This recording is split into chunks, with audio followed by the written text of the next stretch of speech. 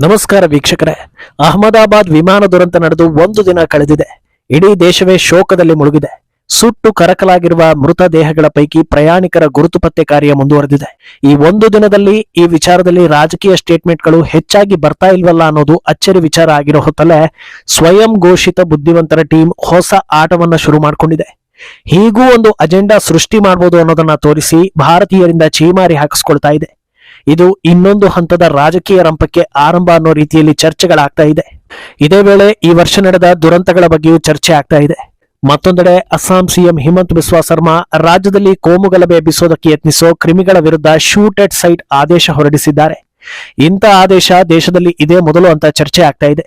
ಇದೆಲ್ಲವನ್ನ one by one ವಿವರಿಸ್ತಾ ಹೋಗ್ತೀವಿ. ಈ ವಿಡಿಯೋವನ್ನ ತಪ್ಪದೆ ಕೊನೆ ತನಕ ನೋಡಿ. ಅದಕ್ಕೂ ಮುನ್ನ ಮೀಡಿಯಾ ಮಾನ್ಸ್ಟರ್ ಚಾನೆಲ್ ಅನ್ನ ತಪ್ಪದೆ ಸಬ್ಸ್ಕ್ರೈಬ್ ಮಾಡಿ. ಎಸ್, ಸೋಷಿಯಲ್ ಮೀಡಿಯಾ ಅತಿರೇಕಕ್ಕೆ ಹೋಗಿರೋ ಈ ದಿನಗಳಲ್ಲಿ ಯಾವುದೇ ಇನ್ಸಿಡೆಂಟ್ ಆದ್ರೂ ನಿಮಿಷಗಳಲ್ಲಿ ಅದು ಪ್ರಪಂಚವನ್ನ ತಲುಪುತ್ತೆ ಅನ್ನೋದು ಗೊತ್ತಿದೆ. ಅಷ್ಟೇ ಬೇಗ ಅದಕ್ಕೆ ಪ್ರತಿಕ್ರಿಯೆಗಳು ಬರುತ್ತವೆ, ಅಷ್ಟೇ ವೇಗವಾಗಿ ಹೊಸ ಹೊಸ ಆಯಾಮಗಳು ಸಿಕ್ಕುತ್ತವೆ. ಕೆಲವೇ ಕ್ಷಣಗಳಲ್ಲಿ ಅದನ್ನ ತಿರುಚೋ ಕೆಲಸವೂ ಆಗುತ್ತೆ. ಇನ್ನು ರಾಜಕೀಯವಾಗಿಯೂ ಇದು ದುರ್ಬಳಕೆ ಆಗುತ್ತೆ ಅನ್ನೋದು ಗೊತ್ತಿರೋದೆ. ನಿನ್ನೆ ವಿಮಾನ ಪತನ ಆಗ್ತಾ ಇದ್ದ ಬೆನ್ನಲ್ಲೇ ಹಲವರು ಹೇಳಿದ್ದು ಇನ್ನೂ ಕೆಲ ವರ್ಷಗಳ ಕಾಲ ಕಾಂಗ್ರೆಸ್ಗೆ ಇದೇ ಅಸ್ತ್ರ. ಇದನ್ನ ಮೋದಿ ತಲೆಗೆ ಕಟ್ಟಿಬಿಡ್ತಾರೆ. ಬೆಂಗಳೂರು ಕಾಲ್ ತುಳಿತ ಪ್ರಕರಣ ಇದರಿಂದ ಮುಚ್ಚಿ ಹೋಗುತ್ತೆ. ಸಿದ್ದರಾಮಯ್ಯ ಬಚಾವಾಗಿದ್ದಾರೆ. ಹೀಗೆ ನಾನಾ ರೀತಿಯ ಅಭಿಪ್ರಾಯಗಳು ಬಂದು ಆದ್ರೆ ಸಾವಿನ ವಿಚಾರ ಆಗಿರೋದ್ರಿಂದ ಈಗಲೇ ಬಾಯಿ ಬಿಟ್ರೆ ಜನಾಕ್ರೋಶಕ್ಕೆ ತುತ್ತಾಗ್ಬೋದು ಅಂತ ಯಾರೂ ಈವರೆಗೆ ಇದರ ಬಗ್ಗೆ ಹೆಚ್ಚು ರಾಜಕೀಯ ಮಾತಾಡಿಲ್ಲ. ಆದ್ರೆ ಎಕೋಸಿಸ್ಟಮ್ ತನ್ನ ಕೆಲಸವನ್ನ ಶುರು ಮಾಡ್ಕೊಂಡಿದೆ. ಅಂದಹಾಗೆ ಈಗ ಶುರುವಾಗಿರೋ ಅಜೆಂಡಾ ಏನಂದ್ರೆ, ಒಂದು ವೇಳೆ ಪೈಲಟ್ ಮುಸ್ಲಿಂ ಆಗಿದ್ದಿದ್ರೆ ಏನಾಗ್ತಾ ಇತ್ತು ಅನ್ನೋದು. ಈ ರೀತಿಯ ಪೋಸ್ಟ್ ಗಳನ್ನ ಎಟ್ ಎ ಟೈಮ್ ಹಿಂದೂ ವಿರೋಧಿ ಹಿಂದೂಗಳು ಹಾಗೂ ಎಡಚರರು ಪೋಸ್ಟ್ ಮಾಡ್ತಾ ಇರೋದು ಸೋಷಿಯಲ್ ಮೀಡಿಯಾದಲ್ಲಿ ಕಾಣಿಸ್ತಾ ಇದೆ. ಪದಗಳು ವಾಕ್ಯಗಳು ಬೇರೆ ಬೇರೆ ತರ ಇದ್ರೂ ಎಲ್ಲರ ಉದ್ದೇಶ ಒಂದೇ ಅನ್ನೋದು ಅವರವರ ಪೋಸ್ಟ್ ನಲ್ಲಿ ಕ್ಲಿಯರ್ ಆಗಿ ಗೊತ್ತಾಗ್ತಾ ಇದೆ. ಸದ್ಯ ಪೈಲಟ್ ಮುಸ್ಲಿಂ ಆಗಿರ್ಲಿಲ್ಲ, ಹಾಗೇನಾದ್ರೂ ಆಗಿದ್ದಿದ್ರೆ ಇಷ್ಟೊತ್ತಿಗೆ ಏನೇನೋ ಆಗಿರೋದು ಅಂತ ಬರ್ಕೊಂಡು ಹಿಂದೂ ವಿರೋಧಿ ಹಿಂದೂಗಳು ಸಾಲು ಸಾಲು ಪೋಸ್ಟ್ ಗಳನ್ನ ಮಾಡ್ತಾ ಇದ್ದಾರೆ. ಘಟನೆ ನಡೆದಾಗಿಂದ ಇಲ್ಲಿಯ ತನಕ ಎಲ್ಲರೂ ಮೃತರ ಬಗ್ಗೆ ವಿಷಾದ ವ್ಯಕ್ತಪಡಿಸ್ತಾ ಇದ್ದಾರೆ. ಯಾರಿಗೂ ಈ ತರ ಆಗ್ಬಾರದು ಅಂತ ಬೇಡಿಕೊಳ್ತಾ ಇದ್ದಾರೆ. ಮೃತರಲ್ಲಿ ಯಾರಿದ್ದಾರೆ, ಯಾವ ಧರ್ಮದವರಿದ್ದಾರೆ, ಅವರ ಹಿನ್ನೆಲೆ ಏನು, ಇದ್ಯಾವುದನ್ನು ಕೇಳದೆ ಜನರು ಅಯ್ಯೋ ಪಾಪ ಅಂತ ಇದ್ರೆ ಈ ಫಂಡಿಂಗ್ ನಿಂದ ಬದುಕೋ ಸೋಂಬೇರಿಗಳು ಈ ಕೆಲಸ ಶುರು ಮಾಡ್ಕೊಂಡಿದ್ದಾರೆ ಅಂತ ಜನರು ಬೈತಾ ಇದ್ದಾರೆ. ಅಂದಹಾಗೆ ಈಗ ಈ ರೀತಿ ತಲೆ ಓಡಿದ್ದು ಯಾಕೆ ಅನ್ನೋದಕ್ಕೆ ಕಾರಣ ಹುಡುಕ್ತಾ ಹೋದಾಗ್ಲೇ ಅಸಲಿ ವಿಚಾರಗಳು ರಿವೀಲ್ ಆಗ್ತಾ ಹೋಗಿದ್ದು. ಈ ಹಿಂದೆ ಪಹಲ್ಗಾಮ್ನಲ್ಲಿ ಉಗ್ರ ದಾಳಿ ನಡೀತು. ಉಗ್ರರು ಧರ್ಮವನ್ನ ಕೇಳಿಬಿಟ್ಟೆ ಶೂಟ್ ಮಾಡಿದ್ರು. ಹಿಂದೂಗಳನ್ನ ಟಾರ್ಗೆಟ್ ಮಾಡ್ಕೊಂಡೆ ಈ ದಾಳಿ ಆಗಿದ್ದು ಅನ್ನೋದು ರಿವೀಲ್ ಆಯ್ತು. ಇದನ್ನ ಡಿಫೆಂಡ್ ಮಾಡ್ಕೊಳ್ಳೋದಕ್ಕೆ ವಿಪಕ್ಷಗಳ ಕೈಯಲ್ಲಿ ಆಗ್ಲೇ ಇಲ್ಲ. ಆದ್ರೂ ಕೆಲವರು ಮರ್ಯಾದೆ ಬಿಟ್ಟು ಹಾಗೆಲ್ಲ ಅಲ್ಲಿ ನಡೆದೇ ಇಲ್ಲ ಅಂತ ಹೇಳಿದ್ರು. ಜನರು ಬಾಯಿ ತುಂಬಾ ಎಂಜಲು ತುಂಬಿಕೊಂಡು ಉಗಿದ ಬಳಿಕ ಒರೆಸಿಕೊಂಡು ಸುಮ್ಮನಾದ್ರು. ಆದ್ರೆ ಇದು ಯಾವ ರೀತಿಯ ಡ್ಯಾಮೇಜ್ ತಂದುಕೊಡ್ತು ಅಂದ್ರೆ, ವೋಟ್ ಬ್ಯಾಂಕ್ ಸಮುದಾಯ ರೊಚ್ಚಿಗೆದ್ದು ಬಿಡ್ತು. ಅವರನ್ನ ಸಮಾಧಾನ ಮಾಡೋದಕ್ಕೆ ಒಂದಾದ ನಂತರ ಒಂದು ಪ್ರಯತ್ನಗಳು ನಡೀತಾನೆ ಹೋಯ್ತು. ಹೇಗೆ ಮಾಡಿದ್ರೆ ಇವರನ್ನೆಲ್ಲ ಸುಧಾರಿಸಬಹುದು ಅಂತ ಗೊತ್ತಾಗದೆ ಕೆಲವರು ಪಾಕಿಸ್ತಾನದ ವಿರುದ್ಧ ಯುದ್ಧ ಬೇಡ ಅಂದ್ರು, ಶಾಂತಿ ಮಾತುಕತೆ ಮಾಡಿ ಅಂತ ಹೇಳಿದ್ರು, ಪಾಕಿಸ್ತಾನದ ಮೇಲೆ ದಾಳಿಯೇ ನಡೆದಿಲ್ಲ ಅಂತ ಹೇಳಿದ್ರು, ಪಾಕಿಸ್ತಾನದವರೆಲ್ಲ ಸೇಫ್ ಆಗಿದ್ದಾರೆ ಅಂತ ಹೇಳಿದ್ರು, ಭಾರತಕ್ಕೆ ಡ್ಯಾಮೇಜ್ ಆಗಿದೆ ಉತ್ತರ ಕೊಡಿ ಮೋದಿ ಅಂತ ಹೇಳಿದ್ರು. ಇನ್ನು ದಾಳಿಯಲ್ಲಿ ಬಲಿಯಾದವರ ಕುಟುಂಬದ ಕಡೆ ತಿರುಗಿಯೂ ನೋಡದೆ ಕಾಶ್ಮೀರದ ಪೂಂಚ್ನಲ್ಲಿ ಪಾಕ್ ದಾಳಿ ವೇಳೆ ಡ್ಯಾಮೇಜ್ ಆಗಿದ್ದ ಓಲೈಕೆ ಸಮುದಾಯದವರ ಕುಟುಂಬಕ್ಕೆ ಮಾತ್ರ ರಾಹುಲ್ ಗಾಂಧಿ ಭೇಟಿ ಕೊಟ್ರು. ಇಷ್ಟಾದ್ರೂ ದೊಡ್ಡ ಮಟ್ಟದಲ್ಲಿ ಪೊಲಿಟಿಕಲ್ ಮೈಲೇಜ್ ಸಿಗ್ಲಿಲ್ಲ.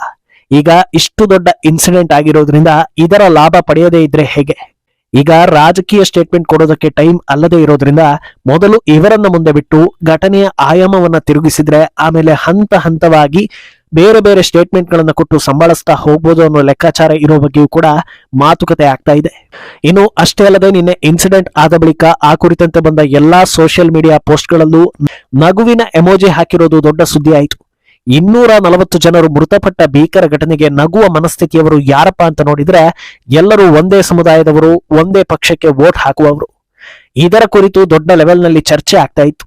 ಅಂತವರನ್ನ ತಿದ್ದಿ ಸರಿ ಮಾಡೋದನ್ನ ಬಿಟ್ಟು ಅವರನ್ನೇ ಸಂತ್ರಸ್ತರನ್ನಾಗಿ ಮಾಡೋದಕ್ಕೆ ಈ ಘಟನೆಯನ್ನ ಬಳಸಿಕೊಳ್ಳಲಾಗ್ತಾ ಇರೋದಕ್ಕೆ ಸರಿಯಾದ ಶಿಕ್ಷಣ ಪಡೆದು ದಿನವೂ ಕೆಲಸ ಮಾಡಿ ಸಂಬಳ ಪಡೆದು ತೆರಿಗೆ ಕಟ್ಟಿ ಯಾರ್ಯಾರದ್ದೋ ಮಕ್ಕಳನ್ನ ಸಾಕ್ತಾ ಇರೋ ತ್ಯಾಗಿಗಳು ಕೂಡ ಬೈತಾ ಇದ್ದಾರೆ.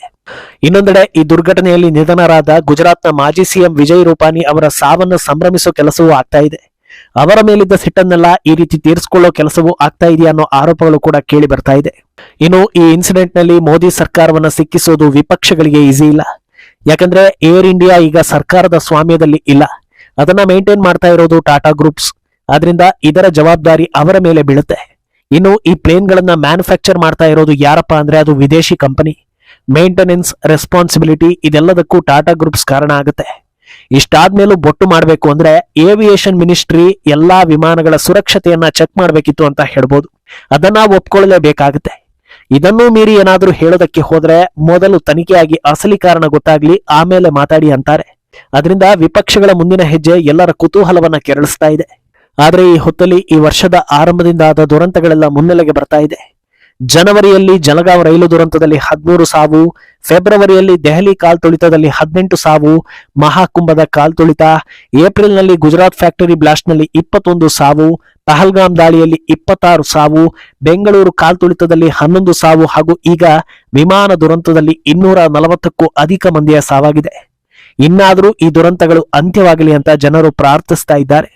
ಇನ್ನು ಇತ್ತ ಅಸ್ಸಾಂನಲ್ಲಿ ಸಿಎಂ ಹಿಮಂತ್ ಬಿಸ್ವಾ ಸರ್ಮಾ ಕೋಮು ಗಲಭೆ ಎಬ್ಬಿಸೋದಕ್ಕೆ ಯತ್ನಿಸುವವರಿಗೆ ಶೂಟ್ ಎಟ್ ಸೈಟ್ ಆರ್ಡರ್ ಕೊಟ್ಟಿದ್ದಾರೆ. ಈ ಬೆಳವಣಿಗೆಗೆ ಕಾರಣ ಆಗಿದ್ದು ಅಸ್ಸಾಂನ ದುಬ್ರಿಯಲ್ಲಿ ಹನುಮಾನ್ ದೇಗುಲದ ಎದುರು ದುಷ್ಕರ್ಮಿಗಳು ಹಸುವಿನ ಮಾಂಸ ಹಾಕಿರೋದು. ಪದೇ ಪದೇ ಇಂಥ ಪ್ರಕರಣಗಳು ವರದಿ ಆಗ್ತಾನೆ ಇದೆ. ಇದನ್ನೆಲ್ಲ ನೋಡಿ ಜನರು ರೊಚ್ಚಿಗೆದ್ರೆ ನಾಳೆ ಅದನ್ನ ಕೋಮು ಗಲಭೆ ಅಂತ ಲೇಬಲ್ ಮಾಡಿ ಎರಡೂ ಸಮುದಾಯದವರಿಗೆ ಬುದ್ಧಿ ಹೇಳೋ ಕೆಲಸ ಆಗುತ್ತೆ.